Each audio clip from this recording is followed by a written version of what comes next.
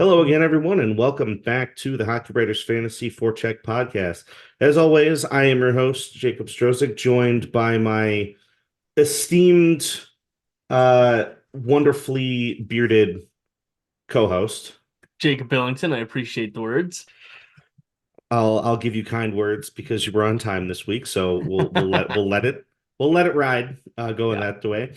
And today, we're gonna have a topic where we're gonna go over the top three players at each position that we feel have been the most disappointing at that position as far as fantasy is concerned. So these lists will have a little bit more of a disparity compared to last time's lists, because it's a little bit more subjective. Maybe there's some players that have personally hurt us in fantasy that we might be putting on these lists. So there are definitely a number that could be going across that spread. So I think this one will get a little fun. But before we go into that, let's talk about things that personally hurt us. And who is a player from your hometown team that has been a fantasy letdown for you that you have used this season? And this is our question of the week. I haven't used many Senators this year. I only have in the Hockey Writers League, I have Jacob Chikrin and I picked up Matthew Joseph, but I wasn't expecting too much while I had him. He was just kind of a filler. And I have Shane Pinto now, who's been doing very well. So I wouldn't say anybody's been disappointing, but I would say the most disappointing from Ottawa has certainly been Jonas Corposalo. I'll give you at least some sort of answer. Fair enough. I'm inclined to agree with you on that because I almost thought about picking up Corpusalo in my other league as one of my depth goaltenders for my fourth spot. And I was like, no, I'm going to stray away from that. I have a bad feeling about this, and I'm so glad that I listened to my own head there. Yeah. If I had to pick one from Buffalo that has victimized me a little bit this year, I'm going to say it's Dylan Cousins. I had a lot of expectations for him to maybe not exceed what he did last season. I feel like that 60, maybe 65 point pace is a good expectation for what he was doing last season. Maybe 30 something goals on the high end, but he's not even close to that this season. And it's pained me. And I eventually just ended up trading him away. Luckily for me, I ended up trading him for Brock Faber. So I got a good deal out of it. But yeah, it hurt. It hurt a while holding on to him that long. Yeah, I had him for a little while as well. And yeah, it's just I was banking on him doing really well. I believe I drafted him this year in our league, and he didn't do anything compared to what was expected for sure. Yeah, it hurts. But such is the problems that come with every fantasy season. So let's jump right into it. What position you want to start with for this week? I believe we went from goaltender to center last time, so let's All flip it. right. Let's go center to goaltender. Let's start in the middle of the ice. Center to goaltender. All right. I'll fire it off the first one. This is a mini pain point for me, but I'm going to stand by him being a disappointment, especially compared to the last season. And I'm going to put Tage Thompson on the list. Yeah. It's not like he's scoring at a bad pace. He's scoring at a bad pace based off of his projections and what the expectations were coming into this season. People were like, no way he doesn't score 50. No way he doesn't at least hit 40 or 45. And by the end of the season, he's going to be lucky to hit maybe 30, 32, and then maybe 60 something points. And that's just beyond disappointing, if you ask me. Well, especially if you took him like in first 20 picks of the draft this year, which is a pretty realistic place for him to go, then you're nothing but disappointed with him, right? Like that's his production just isn't there. 60-point guy is not what would like to see out of Tage Thompson. And I was a little bit worried that this might happen because he just had one huge breakout year out of nowhere. He had 47 goals, 47 assists last year, and that kind of came out of nowhere. You could see him trending that way the season before, but I don't know. I wasn't completely sold on when I believe I said that in our preseason. I just need to see one more season out of it just because he's not that 20-year-old that just put up that monster year. Like we made the comparison between Tim Stützle and Tage Thompson. Um, and so I said Stützle is just getting to this point that he can start putting up these numbers. Tage Thompson should already kind of be what he is. And so I was a little bit skeptical of it, but for sure it has been a disappointing season. Yeah, it hurts from a fan perspective and hurts from a fantasy perspective, Yeah. considering I had him as one of my keepers in my other league. So he's kind of eaten up that spot for me, unfortunately. But luckily, I've had some other players to balance it out. But all in all, pain point. Who's your number one? So I didn't put mine number 1 to 3. I just have three disappointing players. I just found it like everybody that I have, it's like you said, it's all so subjective. So I'll just start running down my list. I'll start with the first name that I wrote down was Matty Beniers. He's only got 19 points in 46 games. He's on pace for less than 40 points after putting up 57 as a rookie. He just Seattle is kind of falling down a little bit. They're starting to do better now. Like they're not as bad as they once were this season, but Beniers just isn't what he was last year, and I think that he's going to end up right around as a career player around that 55 to 60 point guy. But this year is just a down year by his standards. Yeah, I'm gonna agree with you that the list I shouldn't have phrased it as who's your number one. It was your first because I kind of did it the same way. It's just three guys that I think don't fit that role. And funny enough, I also have Matty Beniers on my list. Yeah. So I'm going to 100% agree with you. He had a lot of expectations because of his Calder win. Yep. And even with that, he hasn't even come close to it. He's got 19 points so far. And there's nothing to really show as far as his peripheral category coverage. So fantasy wise, he's not worth keeping. He's not worth holding on to in your in shallower leagues or in leagues where you're doing redrafts. He's more of a drop player than anything at all this season. If you're really trying to bank on something for a dynasty league, he's a depth option at best right now. Yeah, I completely agree. So that covers two of mine. So give me another one of yours. It, I'll laugh if we have the same one. I'm gonna go with another youngster, and it very well could be the same one. I'm gonna go with Trevor Zegras. He does not. I don't know if you know this, but Jacob Markstrom has more assists this season than Trevor Zegras, I which is saw that absolutely earlier. hilarious.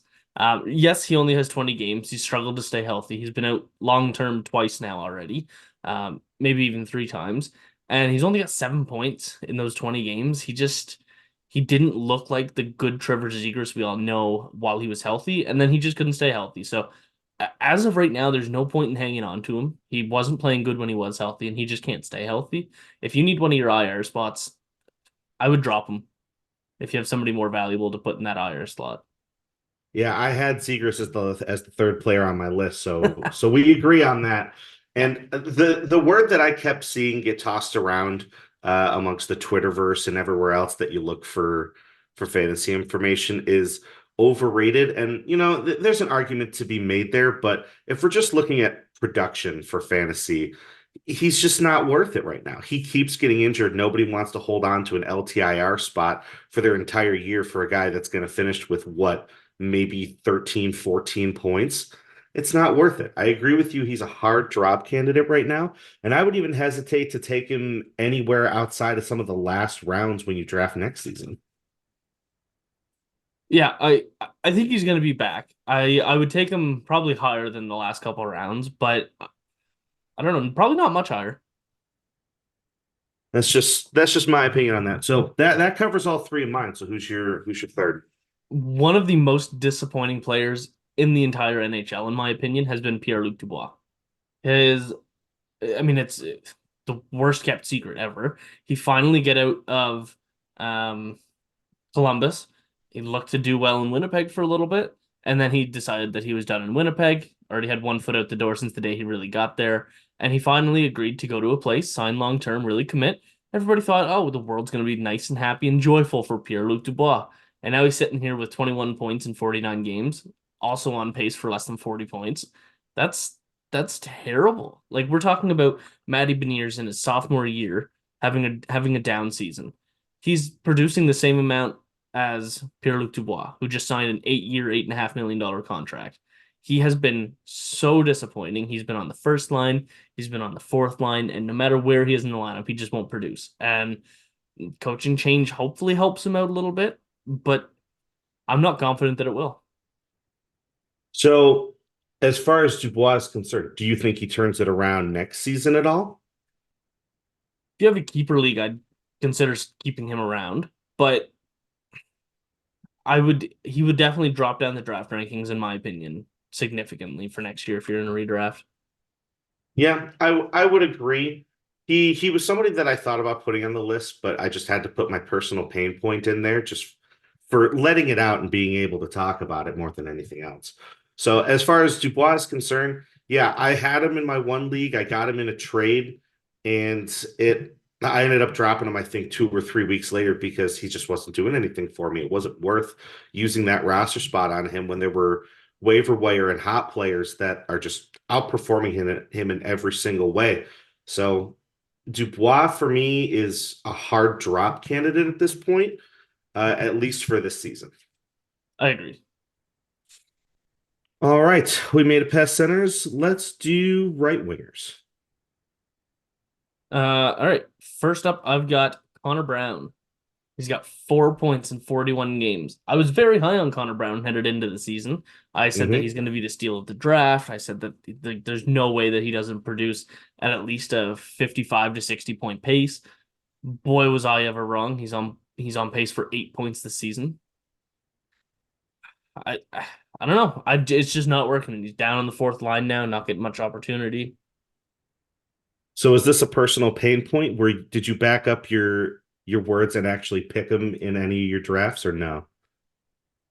I'm trying to think. I believe in our league I did take him with a very late pick. And I think I did.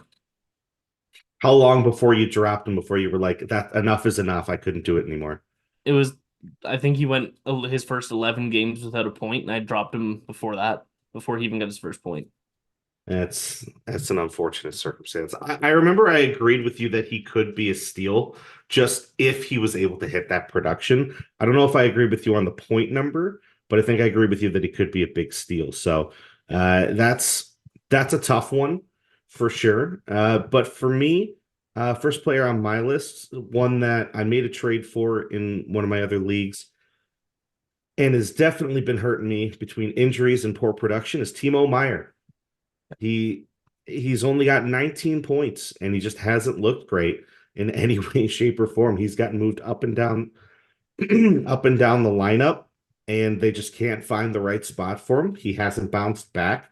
He's been struggling since he got to New Jersey, if you ask me. And it's not promising. If you're looking to hold on to somebody who was normally a perennial 30 goal, 60 kind of point player, and he's just not doing it anymore. Yeah, he's somebody that I was going to put on my list too. He would definitely number four. And you could argue him with the third guy that I put in. But yeah, he's not producing as well as expected. His injuries that he's gone through this year kind of kept him off my list a little bit, just because that's kind of a bit of a Mhm. scapegoat. But even then, like with the amount of games that he's played, 19 points is not enough. So I'd even argue sometimes when players have that kind of injury bug, that's a reason to be put on this kind of a list because you were expecting them to be healthy. You were expecting them to be okay. So it's disappointing that not only they're not producing when they are on the ice, but when they're injured for almost half the season, it hurts you even more because you got to use up that LTIR slot. yeah, I agree. Who's your number two? I got Dawson Mercer. Now, he's not having a bad season by any means. He's got 24 points in 50 games. That's not bad. Like he's on track for 40 points. That's whatever. You want that from a middle six winger. But he looked so much better than that last year. And he's been on our kind of regression charts throughout the season quite a few Mhm. times. Um, he's just it's the Devils. They're just struggling this year for absolutely no reason. I don't know the answer to it. Is it time for Lindy Ruff to go? I don't know. But Dawson Mercer makes the list for me. Yeah, I was going to put Mercer on my list. I was circling around him a little bit, so he would probably be my number four.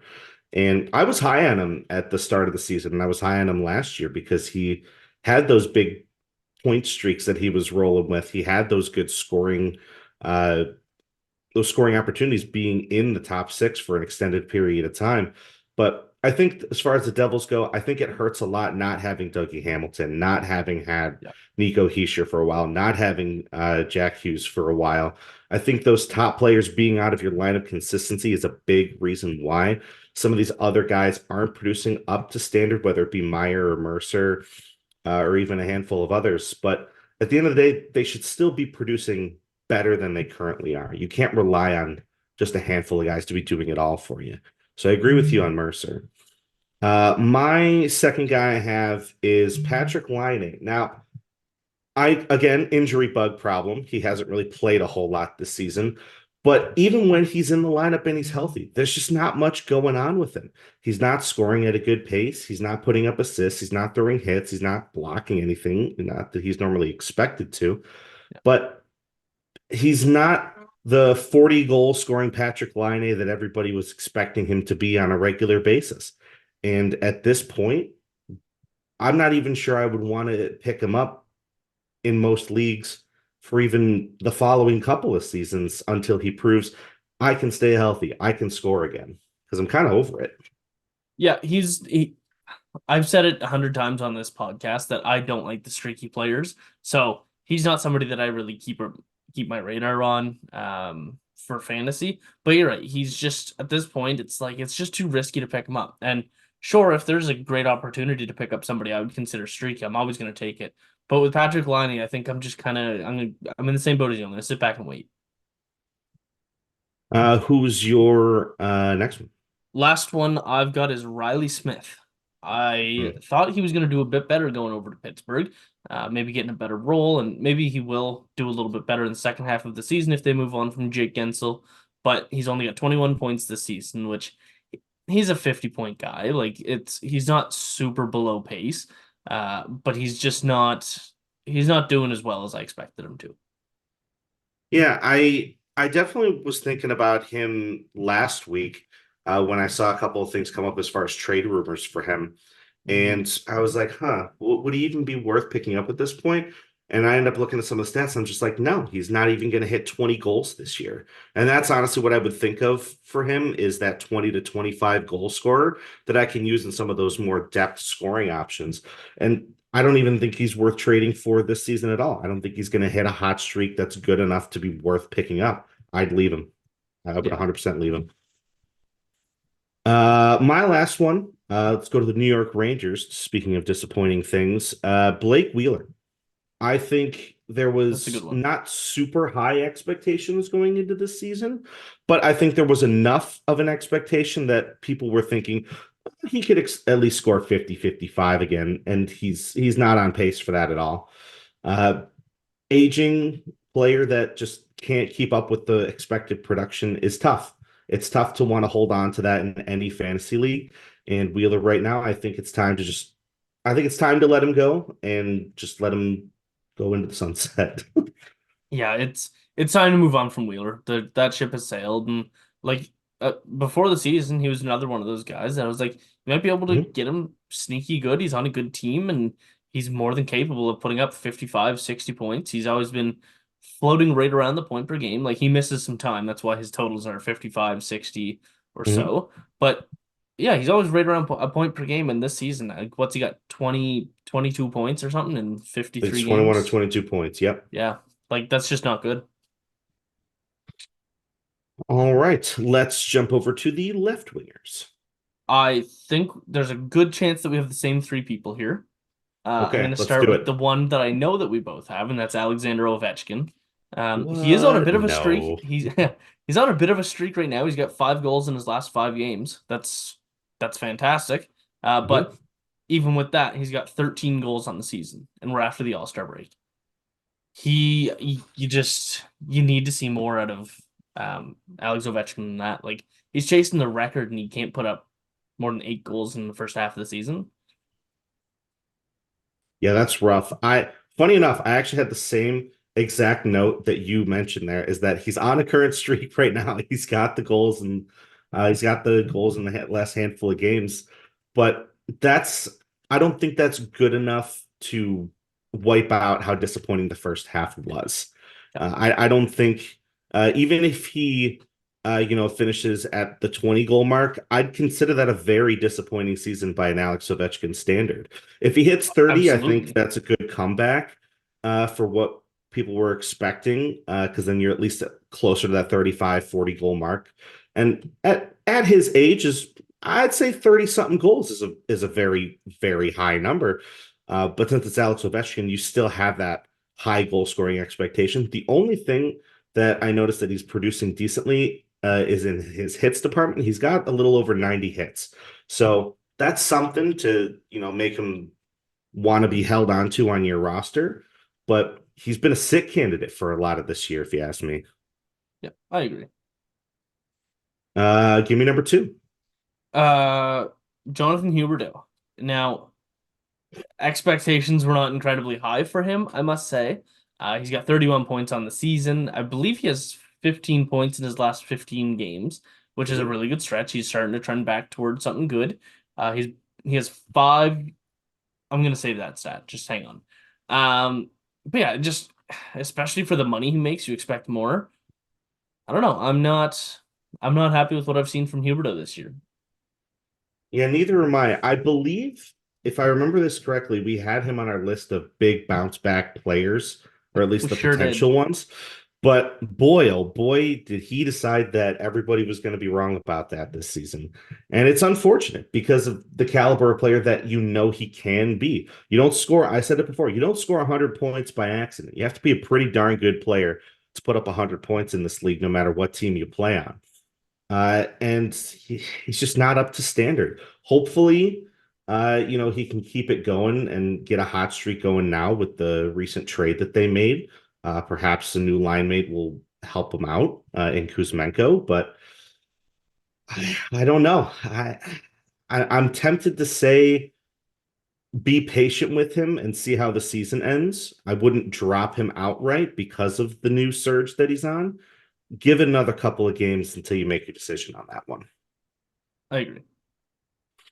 Let's jump into number three then, because we agreed on one and two. You just mentioned him, Andrei Kuzmenko. Wow, we have the He, same three. All right, go. yeah, Kuzmenko. He's on pace for as many points as he scored goals last year. Yeah. That's that's terrible. There's not even much else to say. He's gone over to Calgary. He started to score a few more goals. I was going to mention with Huberto, he's got 5 points in his last 3 games since the Flames acquired Kuzmenko, so that's good. But the two of them, if they can click and get something special going, that could be a very dangerous duo. Yeah, that's the point that I kind of make is that the two of them can really help each other because they have the style of game that can complement one another extremely well. You have a raw passer who can shoot, and you have a raw shooter who can actually finish when he's in the right shot or right positioning. So getting them to have that chemistry together, I think will pay off huge dividends for both players, but it is really, really contingent on how much they can actually build that chemistry. But if you were able to buy low on both, I think you might have a fantasy steal for your last little uh, set of games here going into playoffs. All right, that should sum it up for left wingers. Let's do defensemen. First one I've got Brandon Montour. We talked about him a little bit. That might have been before we started recording. Um, Yeah. but he's just had a very disappointing season. I drafted him, put him on IR, and I was like, I've got a steal. This is gonna go very, very well when he's back healthy. He's got 11 points in 37 games this year after scoring 73 last year. That's miserable. There's no other way to put it. He's just yeah, he's got the shots and whatnot, but he's just not producing, and that's what Brandon Montour is on your fantasy team to do. Yeah, I feel like maybe there was a bit of too much of an expectation for him after the 70 Yeah. plus point campaign he put up, but 11 points to this point in the season is it's not even close to being good enough. In what? He's got 30, you said 37 games, 39 games or whatever. Yeah. I would expect at least 25 points out of him to that Oh point. yeah. I'd say at least 25 points and maybe about 5, 6 goals, I think would be a Yeah. reasonable expectation for the type of defenseman that he is. But he just hasn't been able to capture the magic of last season. He was the first player on my list for that same exact reason. He's a noticeable disappointment. And it's just unfortunate. I think he can bounce back next season for sure. If he's healthy and gets a full, summer's rest, training camp, gets to go into it, as opposed to coming in a little bit ways into the season. So I think he'll bounce back, but he'll be more on the 50, maybe 55, 58 point side. I don't know if he'll be 60 points again, but I think he can be at that mid 50s net by next season. Number two, I'll throw out mine. I put Hampus Lindholm on my list. And Okay. my reasoning is I remember seeing him a lot last season in some of the uptrends, especially early in the season. He was playing really well in Boston. He was scoring at a good pace. He was getting a lot of shots. He was getting a good amount of blocks. He didn't really hit that much, but he was getting a lot of blocks. He was getting a lot of shots. And I think that was what really upped his value. He's not really doing it well comparatively this year. He only has oh, I lost the stat line. Let me pull it up again. It's, he only has, let's see. I completely lost the end of my mind. Now I have to pull up the stat. Yeah, he has one goal and 18 assists. He is a plus 17, but one goal, no, it's not even close to enough. I thought it was one goal. I just didn't want to throw that out there and it be wrong. Uh, and I just think that's too much of a disappointment for what he is capable of. Yeah, he's a really interesting name because in the NHL, I think he's underrated. He's a fantastic defenseman. In Hmm. fantasy, I think he's overrated because, yes, he's a fantastic defenseman, but he doesn't do a whole lot for fantasy. Like you said, last year he did get some points. He got a lot of shots and he got a lot of blocks, but he's nothing special. And I think that he's much more valuable in the NHL than he is on a fantasy team, if that makes any sense. Oh yeah. And so he's not somebody that I look at as having even really could have a disappointing season just because my standard isn't that high for him. But Fair you're enough. 100% right. Well, who do you got next then? I got Tyson Berry. Hmm. He's been scratched. He's trying to get out of Nashville. They're trying to trade him. They can't even find somebody to get him. He's at 12 points in 33 games. And even last year, just things did not work out well for him in Nashville. So until he can find somewhere to refine his offense, I would just drop him. It's not working in Nashville, and it doesn't seem like he's going anywhere anytime soon. Yeah, I would have put Barry on my fourth spot because I was looking at him in a couple of different ways, and I'm like, I feel like these other ones have personally disappointed me more than anything, and that's probably why I put them on this list, is because I've been personally victimized by them in different ways. But yeah, if Barry can't get back to at least putting points up on the board, he's not really worth much as a fantasy defenseman. And I don't mean that in an overly negative way. It's not like he's a bad player in the NHL. It's just as a fantasy asset he's not worth much right now because he's not putting points up on the board. That's all he does. Give me your next one. So this is the only hot take I have on this list. Bring it on. Um, Disappointing does not mean that they are having a bad season by any means. Right. Disappointing is that they are not reaching the full potential we expected. So I have a Correct. question for you. Do you remember back when we did our top five for each position in the preseason? Who Mhm. were your top five defensemen, or who do you think that they would have been? Jesus. So Makar, I feel probably like Fox. Makar would be my number one. Fox, Dahlin, Heiskanen, maybe. Miro Heiskanen. He is my third pick. Okay. So he put up, I think it was 73 points last year, same as Montour. Yep. And he's got 31 points so far this year. He's not having a bad year at all. But just all of his totals across the board for fantasy are at a much lower rate than they were last year. And if I drafted him as high as I probably wanted to, or if I had the good opportunity to, I'd be very disappointed with him this year. So like 31 points in 42 games. He's on pace for 60 points. 60 points from your number one defenseman is fine. Nothing wrong with that. Hmm. I think to have him, you just rank him number four for the preseason. Like you need so much more than just 60 points and Right. mediocre numbers across the board.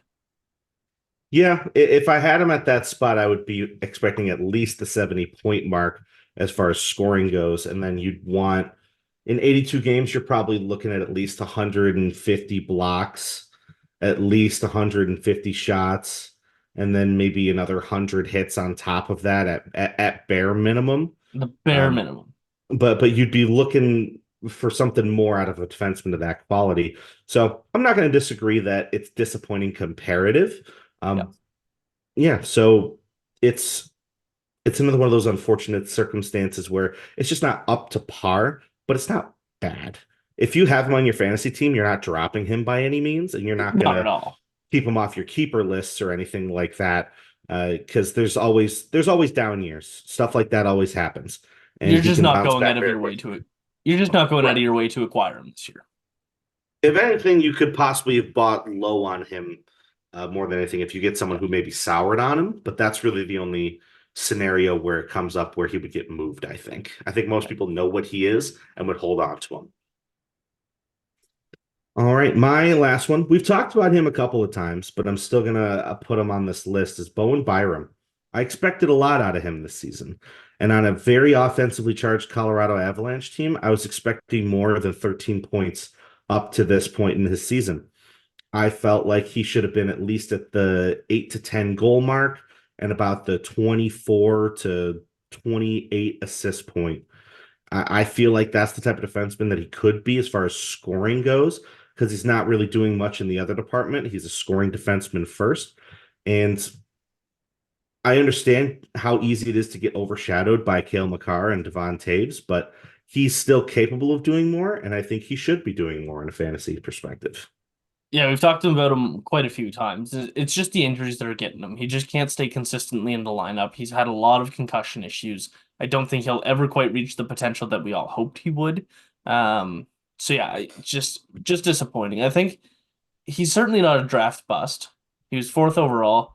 Maybe that's a bit high if you do a redraft, but it's just so far his career has been a bit disappointing based on the projections that everybody had for him. But yeah, like I said, he's not a bust, but just very disappointing so far. Getting into trade deadline talk for a hot second, do you think he moves this deadline, or do you think they move him at the draft? Or do you think don't move him at all? I don't think they move him at all. I think he's more valuable to them than he would be in a trade, You if don't that think makes they any try and sense. pull a Drysdale type move with him? I could see it. I'd believe you if you told me that they tried to do it. But again, I don't think that they would get the value that he's worth to them. Okay. Like I I personally, like if I'm looking at Ottawa, if they were trying to acquire him, I don't think any trade that I would be happy giving up would suffice any Avalanche fan. The only reason I bring it up is because I've seen his name pop up in some of the trade rumors while scouring Instagram, Twitter, and everything else. So I was just like, what if he does get moved? Do you think that Yeah. that would be a good enough thing to maybe bump his numbers up, or do you think they would just hold on to him? And it seems like you Yeah. think they would hold on to him. Yeah. All right. Last category. This should get fun. Goaltending. There's so many of them. There's I so many of I them. mean, I started my list, I'll be honest with you. I just went to We the could do a waiver top wire. 10. Yeah, I We just could went to easily my do a wait. top 10. I just went to the NHL's waivers and looked at the ones that have cleared that. And so I'm just gonna throw Yeah, two names at you right away, and it's do Jack it. Campbell and Ilyas not Ilya Sorokin, Ilya Samsonov. Weird. I have They've the just same two there. yeah, they're just terrible. It couldn't like they got waived. They're starting goaltenders in the NHL that got waived. That's what else do you have to say? They have not been doing good. Yeah, Samsonov, I remember I think we mentioned this before. I was high on him when the season started for a potential fantasy steal, or at least a very good fantasy asset, because it's like, it's Toronto, they'll win games. He has single-handedly lost them so many games this Yeah. season that it's been ridiculous. And And even it's outside of their goaltending, they have not been great this season. They're no, playoff caliber, but like they're not challenging for the top of the division. it's not saying much when the Atlantic Division is filled with the top three and then the rest of everyone. That's all the Atlantic is right now. So it's it's I don't want to throw the word pathetic out there, but it's borderline on it at this point as far as Samsonov's performance. And boy, oh boy, I'm sorry. I personally apologize to anyone who believed in what I said and decided to take him in a higher portion than they should have. Um, so my apologies. I had Samsonov. I also had Campbell. yeah, he got demoted and he hasn't gotten called back up. I don't think you need to say any more than that. That's What that's too terrible. I think is weird. I mean, going on a 16 game winning streak, you're gonna go with what you have. But Right. they just went on a 16 game winning streak and they still haven't called up their $5 million goalie, Yeah, they're sticking with Picard, right? Calvin Calvin Picard. Pickard. Yeah. Yeah, Oh my God. I remember yeah, him when he played for Colorado. He was a menace. yeah. He played for everybody. That's true. He's the who's the other one that played for Ty Conklin, I think was his name. He Yeah, played for like or 14 teams. Mike yeah, Condon was another one. Mike Condon, Curtis McElhaney. Yes. Yeah, yeah, There's those travel goalies, we'll call them at this way at this yeah. point. Um, I got one more. Who else you got? I already talked about him at the beginning of the show, and it's Jonas Corposalo. He's just been terrible. He started the year terrible. He's been very good as of late. I don't have his save percentage or goals against over his last, what would it be, 9 games, but his record is 6-1-2 in his last 9. So doing pretty good in that department. Again, his save percentage probably not excellent. Ottawa is still gonna allow 3 or 4 goals every game. They're just learning to outscore the problems. Um, but yeah, I just so far not living up to it. As somebody who covers the Senators, I do not think that a trade or a buyout or anything should be on the table. I do believe in Corpusalo. It just has not been a good start to the season. Yeah, I don't really have anything to add to the whole Corpusalo situation. I think we've hounded on him enough throughout this season. Sure So have. there's not really much to throw in there as far as adding what I could say. So instead, I'll give a Buffalo perspective for a goalie that is disappointed. Kind of an honorable mention for this list, and not necessarily my third guy.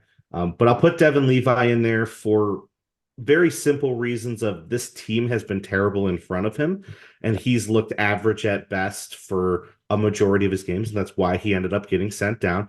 But I don't think it's discouraging for a 21-year-old goaltender to be struggling in the NHL after having such high expectations and pressure on him. I think the AHL is the right spot for him. And in the next couple of years, he can end up getting called up and being a really good fantasy asset. So you can drop him for now until you really think that Buffalo's going to hold him up for an extended period of time, which I don't think they need to since they have UPL. But I'll put Levi on my disappointment list for an honorable mention, which will segue into my last one and is a personal pain point for me, Igor Shesterkin. Mm, Oh my God. I am so sick of seeing Shesterkin in the loss column on my fantasy sheet each week. He is not up to his standard. He is not up to anyone's standards. And he was one of the top goalie picks I had, I remember from the summer. And it's not even close. There's a lot of great goaltenders this year who have been bad according to their own standards. And that's why I said we could do a top 10 of this disappointing goalie list. Boy, oh boy, I am tired of Shesterkin losing and losing starts to Jonathan Quick, who's what, 37, 38 yeah, now? yeah. I'm over it. Hey, I mean, Jonathan Quick, he's five wins away from the winningest American goalie of all time. You got to give him credit. But he's 37 and one of the best goalies in the world should not be losing his job to him. It's simple as that. Like Igor Shesterkin is a fantastic goalie. He should have won the Hart over Austin Matthews. I will die on that hill. He should have won the Hart that year. I But agree. uh, he just isn't doing it this year. And I'm sure he'll be back next year.